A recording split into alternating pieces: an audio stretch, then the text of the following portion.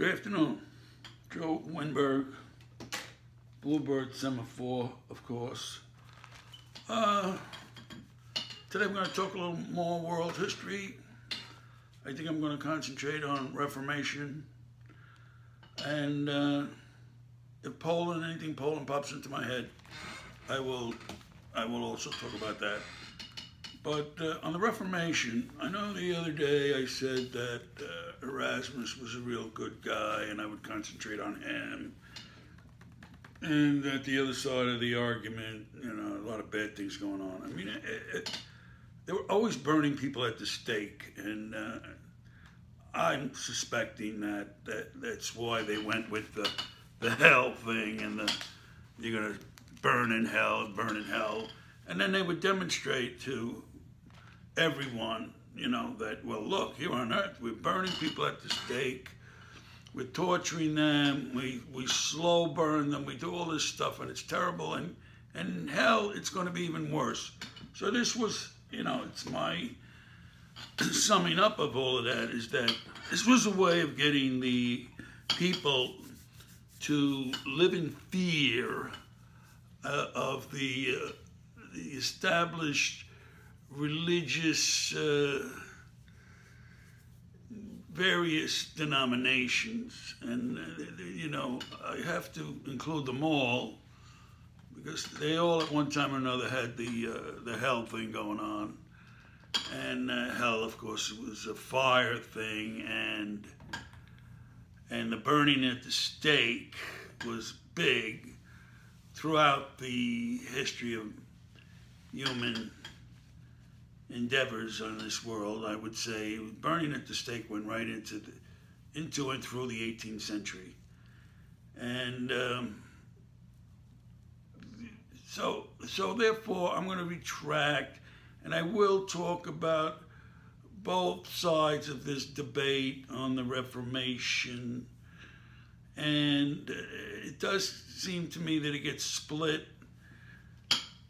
on a number of philosophies.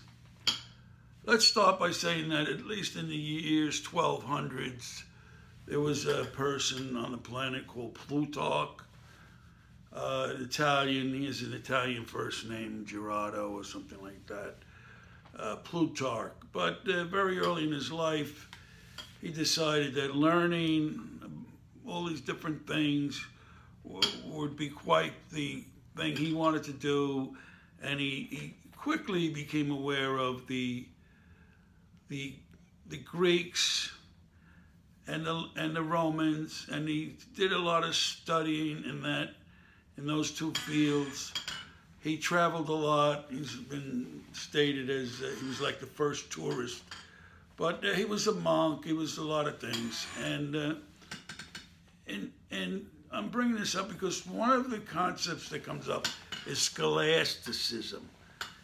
And this would be like, well, learning really trumps faith and belief. And that was kind of like the big divide. We have people who want to say faith is it. Faith will lead you to what the world is and how it became what it is and all this. And then the other fakes say, no, it's study, it's learning, and those were the scholastics. Now, it didn't, just because you might have been scholastic didn't mean you couldn't be a religious type. There were religious orders that were considered scholastic, and I'm just going to guess I'm one of the Dominicans because they are very much associated with teaching and educating. But I could be wrong there. But the point is, this big divide, we have scholastic, we have faith, that you will by learning, you would become more human-like, and thus this guy Plutarch, he becomes known as the first humanist. And what I found interesting as I read on this was that those scholastic learnings, the 1200s, the 1300s, and right on through the area of the era of the Reformation, they were primarily based on the writings of Aristotle. There was a saying that went on at the time, was that you could not get to theology except through Aristotle.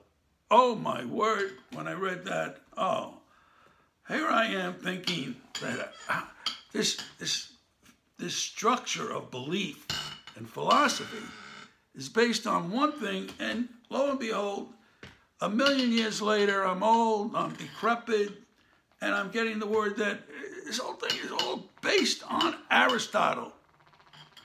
We should all be Aristotelians. And in a way, some people fess up to that and continue with their different types of beliefs, this belief, that belief.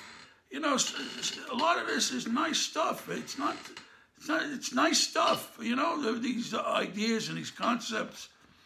But certainly it's nothing to be fighting over and burning people at the stake or ripping their eyes out and all this kind of stuff that you had going on throughout the centuries. And in a very mean fashion during the Reformation. Look what they did to poor St. Thomas More. He was the smartest guy on the planet. And he was pretty holy, and was a big buddy of Henry VIII and everything. But he wouldn't recant. He wouldn't give up his beliefs. So they beheaded him, you know, that's all. Friend or no friend, off with the head. It's just amazing. And so these people were studying Aristotle, many books, and I will fess up, Aristotle was not some person that I could read and be nourished by his writings. They were very drab, very, you know, very much in the sense of a textbook. Plato, on the other hand, I enjoyed reading him. Whether he made any sense or not, I don't know. But I enjoyed reading him. Aristotle, not so. And he wrote many books. But he's very, you know, it has to do with what we're talking about are his books on ethics. And you come up with this book on ethics, Nicomachean Ethics, Nicomachean. Now that word followed with ethics was one of his books, and that word is the name of some relatives of Aristotle. Could be his son, could be his father, could be his grandfather. They're all named the same, and that was pretty much what they did. And, you know, we do the same thing. We name our children after ourselves. At least we did until the current era. Now we name them after Hollywood rock stars and movie stars. But what we was teaching in his ethics was that it was possible for a man to live a good life, to become a virtuous person, to be well esteemed, and to enjoy his life and to be happy. But he had to do and work at that. It didn't come and fall out of the sky. You had to work for it. And that was another one of the big divides. People on one side of the issue said, Aristotle, you can learn, you can study, you can be good to your neighbors, you can do all these things, and over the period of your life, you will be well esteemed, you will be happy, you will be a full human being. The other side of the divide, the argument said, no, you can't do it unless it falls out of the sky and you get inseminated with this stuff that makes you a good person, saves you. You're saved. So, you know, and let's say any of this stuff had some truth in it. But do you have to go killing the guys on the other side of the argument? You know, it just doesn't make any sense. Now, you could say, well, that's what they did back then. Well, it doesn't make it right. And it doesn't make it anything that we should look up to. You know? So, and we don't. At least I don't. So anyway, we have Aristotle, and quite frankly, I mean, all the scholars, all the brilliant people, that's what they were studying. They were also studying some Roman authors, the Latinists, and they were very intelligent, very smart, very knowledgeable people studying and doing certain things. A name comes to mind is St. Jerome. The man knew Greek, he knew Latin, he knew whatever. Two of the Middle Eastern languages, Greek, Latin, this and that, and he was very smart. He wrote one of the early versions of the Bible that was translated from the Greek into Latin. It's referred to as the Vulgate, and I think that means that was a common language.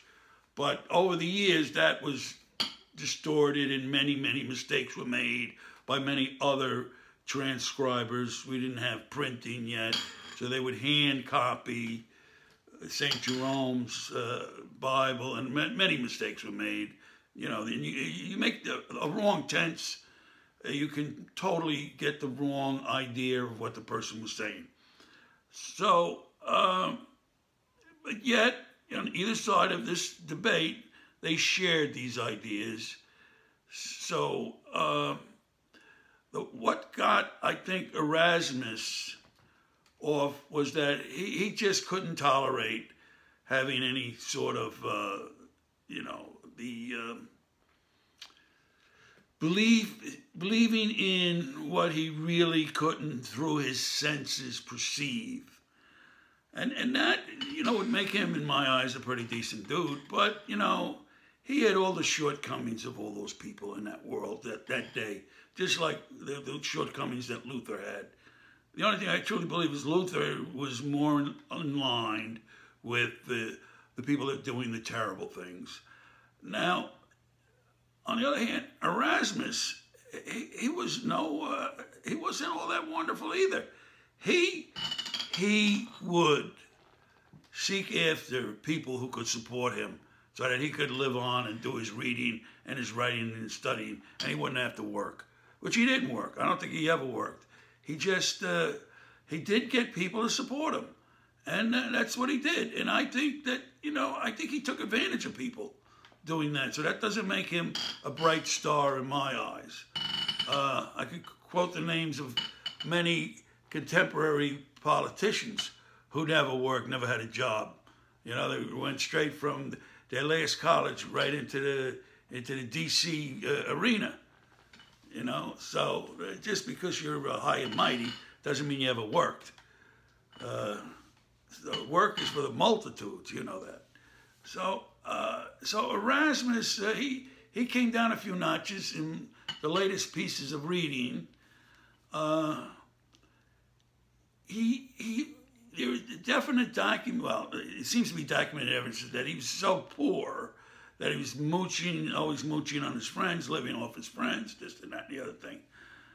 You know, until once he got this bright idea, he's going to write, going back to the writings of the ancient Greeks and other folks, but I know for sure the Greeks, he would write a book of adages. In other words, these sayings that we've come to know over the years. And these sayings are like so common, and I can't think of one right now, but let's say, call a spade, which, by the way, was translated wrong. It wasn't really that, it was something else. But that's those type of adages, you know, a fishwife's tale, or this and that. And so he wrote, it was a thin book. He had 150 of these, and then he would do a little explanation as well. He didn't make a lot of money, but he went on and he did about 10 of these. And I think they finally became popular. But my only point of saying is that he had to make money somehow. He wasn't going to work. That's not for him. He's not going to work. But he figures out ways to get some money. Part of it is by writing these books. He gets a little work being a tutor, and so on and so forth. And then eventually, you know, everything kicks in. He becomes a big shot, and everybody wants him at their court. because he's so smart, which is fine. I have no problems with that. But the fact that he was seeking out people and telling them why they should support him and give him their money, to me, once again, I'm not buying that. I don't like that, and that's all I'll say about that. On the other hand, you know, Luther, he came from a little poor background, but he did his campaigning, and he got people to support him too. So we look at all of this, and what it comes down to is that these people, let's call them theologians, okay? So a theologian is not unlike other professions, and they have to find a way to make money out of their profession. They have to. That's what professions do. So we have this so-called spiritual and godly theology and people practicing theology when, in point of fact, it's a business just like any other business, and they have to find ways to make money. So now even theology loses something for me, you know? We couldn't keep it just, let's try to figure out this creator thing, if there is such a thing. Let's keep our thoughts thinking on a creator. But no, we're figuring out all these things, you know, how many wings does an angel have? Are they more angels than less angels? Who's a better saint, this one or that one? All this nonsense tied around this because we gotta puff it up. We gotta puff up that theology. We gotta make it serious. We gotta make it so that people are awed by it, you know? And this is our opinion, so this really isn't world history. I'm getting off the tracks. But this is what they did in the Reformation. This is what they did throughout the building of theology. Building. I say it all the time. I go to church and I don't hear anything about theology, you know? But church is nice. You know, it's a nice place. It's quiet. People are usually pretty decent, you know? So it's a nice place. So I go. However, God forbid you should hear any theology inside the church, you know? And I look back to my earlier days when I heard so many sermons about the life of Jesus. These are wonderful stories, you know? Making the water into wine, feeding the multitudes with a few fish and a few loaves of bread. You know, the prodigal son, you know. They're great stories, and I never tire of them, just like I never tire of many authors. I never tire of reading this, that, and the other author. I never tire of hearing these stories from the New Testament. The Old Testament's another kettle of fish, although I do enjoy reading a great deal of that. But, you know, you got to watch out. You know, when they say that Moses led his people through the desert for 40 years, I never could quite come to grips with that idea. And I'm getting off the target here now. I understand. But what were those 40 years all about? Well, when they first got near Judea, where the Canaanites were living, they looked down and they said, oh my goodness, these guys are big, they're strong, and there's too many of them. So what we'll do is we'll wait 2 generations and we'll build up until we're strong enough, and then we'll go fight them. Now you don't hear that. You don't read that. You don't hear it. You know, all you hear is they walking through the desert for 40 years and then bread was falling out of the sky. You know, I mean, I'm not buying that. They may have came across a new type of plant that sustained them, but it wasn't falling out of the sky. If anything was falling out of the sky, it was maybe some large hailstones with an unusual storm in the Middle East. So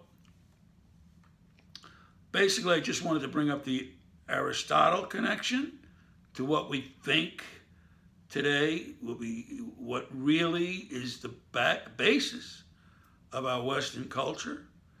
And I kind of agree with what he was saying in that ethics book of his. If you start out early enough and you try to do your best, you learn, you treat other people with respect, you do all these right things in your life, you will eventually become an esteemed person in your civilization, in your sphere of influence. You will become esteemed and you will be happy. Now, just a little bit about Poland. Poland, they were wonderful soldiers, and they were sought after by other kings and other nations to be their soldiers. And by the time I'm talking about, which is basically in the 1500s, they had gotten rid of the heavy cladded,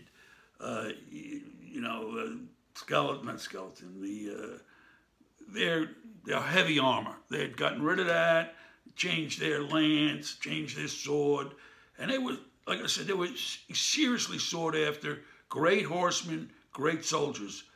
And as a matter of fact, the sword that they had came up with and was their final design stayed with our culture until the beginning of World War II. So it was the right design, the right thing for swordsmanship. And they did something that I'm just absolutely stunned by, because I never came across such a thing. But their metal armor now, which was, like I said, was much lighter. It was like the mail, they call it mail, and so on. They actually had wings coming out of the back, and they would wear the skin of an animal, like a wolf or a tiger, over their shoulders. So what a sight, you know. Metal wings coming out of their backs, a wolf, a tiger fur over there, a long lance, 16 feet long, that was designed to, when it hit its enemy, it smashed instead of sticking in, which would be a problem for the sticker. So they designed that. Wonderful soldiers, and they fought back the Ottoman Empire. They did all these things, but eventually it all came tumbling down, as it always does and always will for people at war. And eventually the Russians started to get the upper hand, I think sneaking in basically through Ukraine. And eventually the three big powers, Austria, Germany, and Russia, decided, and this is in the 1700s, that Poland would no longer be a state. And by their decree, they decided that. So late 1700s, or maybe mid 1700s, and that goes right up until, I gotta say, World War I, if not more, but there was no Poland, probably maybe the late 19th century, no Poland. And that's all I'm gonna say for now. Now, the no Poland thing, I gotta watch myself, but I know for sure that there was a time of approximately 150 years that there was no Poland, and at the decree of the other three nations. So that's all for now. Thanks for listening, and we'll see you next time. Actually, I'm putting something up there right now. It's a short story of mine. It's called Where Is This Place Called Vietnam? Now, the reading of it, and you'll see it, it'll be up later. The reading is terrible. Basically, I had printed pages on this copy, and then some handwritten pages, and then back to printed. The handwritten ones, and I didn't realize I'm reading, and it became difficult to actually read it coherently. However, it's up there. You'll get the gist of what my idea was for the Where Is This Place Called Vietnam. And I hope you enjoy it. And quite frankly, I have 20 or 30 others that I'll probably talk into Bluebird Semaphore. I haven't come up with any way to mechanize that, because as you know, these files going up there have to be a video file. So I can videotape me saying them. That's what I can do. Until I figure out another way, which I will. And until then, enjoy, keep listening. I appreciate all the views. I see them increasing daily. I even have a few people write back and say, keep up the good content and so on and so forth. As of this moment, I'm not replying to anything because I do believe that the internet is a very, very harmful place, and I have to be very, very careful before I expose myself. I think YouTube, just the simple act of putting things you do up on your channel appears to be quite safe. But I'm not jumping to replying to anything yet. So people out there who have made comments on Bluebird Semaphore, I do appreciate it. And it's nice of you to make any comment at all, quite frankly. And I appreciate all the views. Keep viewing, enjoy, at your leisure, of course. This isn't like this isn't like school and you got to do everything. You're going to get a test. There's no tests here either. Enjoy. I'm going to go eat Sunday dinner now. All right. Bye-bye.